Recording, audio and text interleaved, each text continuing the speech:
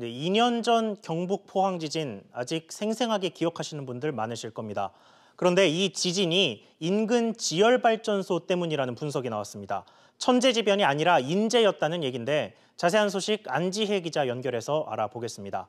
안 기자, 먼저 지열발전소는 뭐고 이게 왜 지진을 일으켰는지 설명해 주시죠. 네, 지열발전은 땅에 열로 물을 데운 뒤에 이때 발생한 증기로 터빈을 돌리는 발전 방식입니다.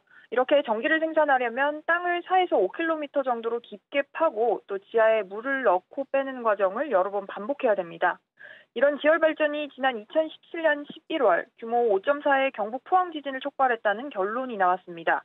대한지질학회를 중심으로 구성된 정부 조사연구단은 지난 1년간 정밀조사 끝에 이런 결과를 내놨습니다. 지열발전을 위해 주입한 고압의 물이 단층대를 활성화해서 지진을 촉발했다는 게 연구단의 공식 분석입니다. 그렇군요. 그래서 정부는 어떤 후속 대책을 내놨습니까?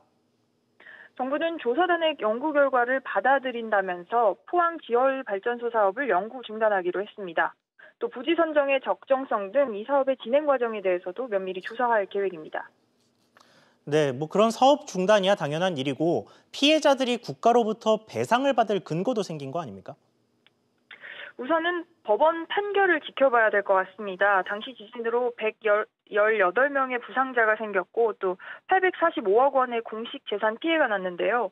피해자들은 지난해 국가와 지열발전사 운영사를 상대로 수조 원대의 손해배상 소송을 냈습니다.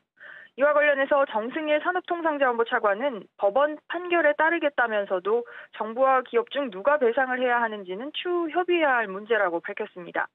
또 지열발전소가 지진을 직접적으로 일으킨 유발 지진이 아니라 간접적인 원인을 제공한 촉발 지진이라고 결론이 난 부분도 책임 범위에 영향을 미칠 것으로 보입니다.